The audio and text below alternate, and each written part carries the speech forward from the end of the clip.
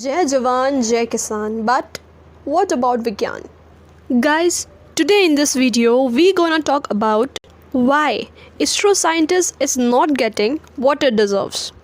Why nobody talk about lost Indian scientist. Why nobody raised their voice against mysterious death of Indian scientist.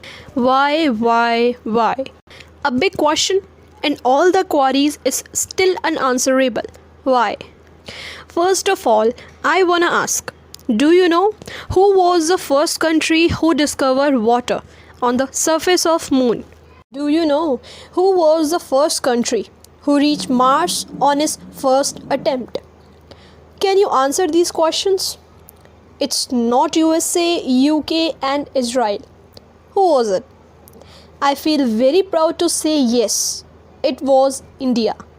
Hey guys, myself Prachi Goyal, welcome back there. How are you all? Hope you all guys are fine and safe. Guys, हमारे देश में जय जवान जय किसान के नारे लगाए जाते हैं। यहाँ हर कोई जवानों की शहादतों की बात करता है, किसानों को शुक्रिया अदा किया जाता है। पर डोंट फॉरगेट, यहाँ एक हीरो और है जिनको ना तो शहादतें दी जाती है, ना ही उनका शुक्रिया अदा किया जाता है।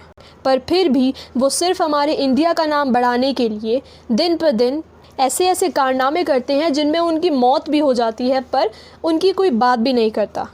जी हाँ फ्रेंड्स, मैं बात कर रही हूँ इंडियन साइंटिस्ट की। क्यों इंडिया में साइंटिस्ट इतना स्ट्रगल करते हैं और जो अनबिलीवेबल काम कर रहे होते हैं उनकी मिस्टीरियसली मौत हो जाती है और उनके केस को सुसाइड का नाम देकर बंद कर दिया जाता है। Guys, it's very shocking, but पिछले 15 सालों में इसरो में 685 साइंटिस्ट की डेथ हो गई है। यानी इंडिया ने अपने 600 से भी ज़्यादा माइलस्टोन खो दिए हैं और उनके केस को उठाया भी नहीं गया। सुसाइड, एक्सीडेंट ये नाम देकर बंद कर दिया गया।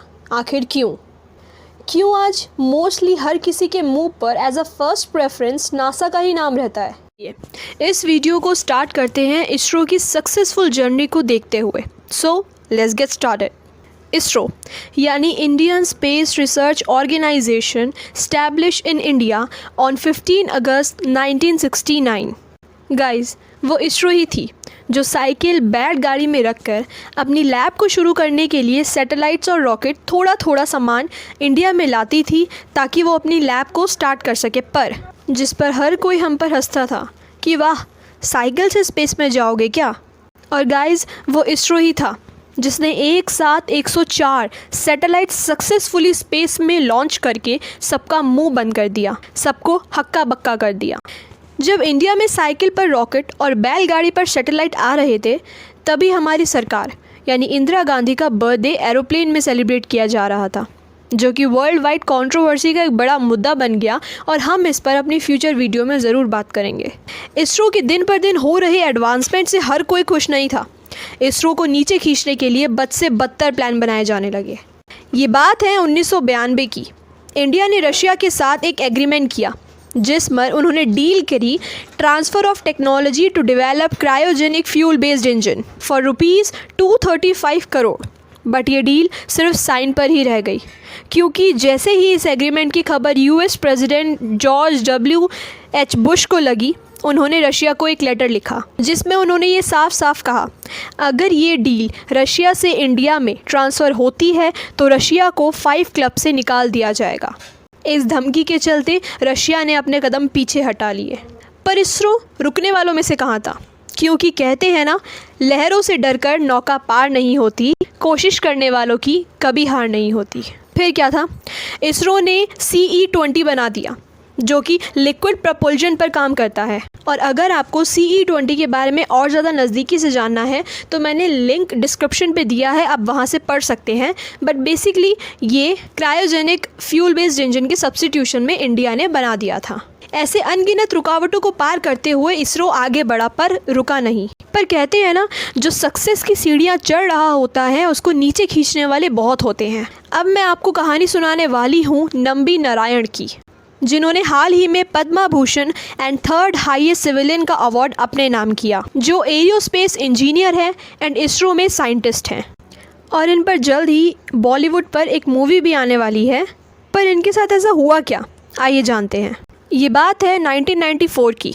नंबी पर यह झूठा इल्ज़ाम लगाया गया कि उन्होंने इसरो के टॉप सीक्रेट को लीक कर दिया है और उन्हें इसी इल्ज़ाम पर अरेस्ट कर लिया गया और उन्हें एक्यूज़ किया गया कि उन्होंने मिलियन ऑफ डॉलर के खातिर ऐसा किया है, जो कि उनके रहन सहन से साफ था कि ये सब कुछ झूठ है। पर उन्होंने इसके बावजूद भी उनको 50 दिनों के लिए अरेस्ट किया। नंबी ने बताया कि इंटेलिजेंस ब्यूरो के ऑफिशियल्स ने उनके साथ बहुत ही बुरा बर्ताव किया, उन्हें हैरेस किया और उन्हें प्रेशराइज़ किया कि वो अपने इसरो ऑफिशियल्स यानी जो उनके सीनियर्स हैं उन पे झूठी एलिगेशंस लगाएं। और उन्होंने जब ये करने से मना कर दिया, साफ इनकार कर दिया, तब आईबी ऑफिशियल्स यानी इंटेलिजेंस ब्यूरो के लोगों ने उनके साथ बहुत ज़्यादा बुरा बर्ताव किया। इस एलिगेशंस की वजह से ना सिर्फ नंबी को बल्कि उनकी फैमिली को भी बहुत कुछ झेलना पड़ा। पर सीबीआई की इन्वेस्टिगेशन में सन 1996 में उनके सारी एलिगेशंस को झूठा करार दे दिया गया एंड 1998 में सुप्रीम कोर्ट से उनको ग्रीन चिट मिली और हर चीज़ से बाइज्जत बरी कर दिया गया। ये सब छोटी मोटी चालें चली जाती हैं इसरो को नीचे खींचने के लिए। ऐसा कहा जाता है कि नंबी इसरो की बहुत ही इंपॉर्टेंट कड़ी थे। ऐसा कहा जाता है कि नंबी पे एलिगेशंस लगाने की वजह से इसरो की प्लानिंग 15 साल पीछे खिसक गई है। यानी जो रॉकेट्स, जो सैटेलाइट्स उनको 15 साल पहले ही लॉन्च कर देने चाहिए थे, वो सारी प्लानिंग्स 15 साल पीछे हो गई है। गाइज़, ये मैंने सिर्फ आपको एक केस बताया, ऐसे बहुत सारे केसेस हैं जहाँ पे इंडिया को नीचे खींचा गया है। अब हम बात करेंगे होमी जहांगीर बाबा की, जिन्होंने 1 अप्रैल 1966 में सुप्रीम कोर्ट से ये अपील करी कि हमें आप परमिट कीजिए, हम 18 महीनों के अंदर आपको न्यूक्लियर बॉम्ब बना कर देंगे, जिससे इंडिया को कोई नुकसान नहीं होगा, पर इंडिया को फ्यूचर फाइट में किसी भी तरीके से डरने की ज़रूरत नहीं है। हम किसी भी वॉर के लिए पहले ही प्रिपेयर हो जाएंगे। बट उससे ठीक 20 दिन बाद 24 अप्रैल 1966 में अचानक उनकी फ़्लाइट में ब्लास्ट हो जाता है। वो यूएस से जा रहे थे और उनके लगेज एरिया में बहुत छोटा सा ब्लास्ट होता है, जिसकी वजह से पूरा एरोप्लेन डिसबैलेंस हो जाता है और वो एक जगह जाके ब्लास्ट हो जाता है।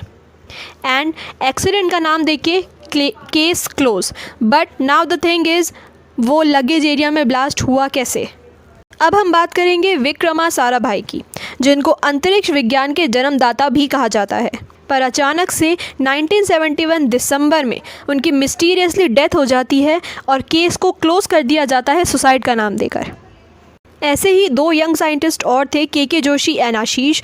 इनकी अचानक से रेल पटरी के नीचे आने से मौत हो जाती है एंड केस को सुसाइड का नाम देके बंद कर दिया जाता है, यानी नो इन्वेस्टिगेशन, नथिंग। और पता नहीं कितने साइंटिस्ट की ऐसे ही मौत मिस्टीरियसली हो गई थी एंड केस को क्लोज कर दिया गया सुसाइड एक्सीडेंट का नाम देकर। एंड मीडिया तक ने आवाज़ नहीं उठाई, आखिर क्यों। सो गाइज़, आज की मेरी वीडियो में सिर्फ इतना ही। आपको मेरी वीडियो कैसी लगी बताना मत भूलिएगा कमेंट सेक्शन में। If you like my video must press the like button, subscribe my channel if you are not subscribed yet, and must the bell icon to get the daily update. Thank you so much. Bye bye all.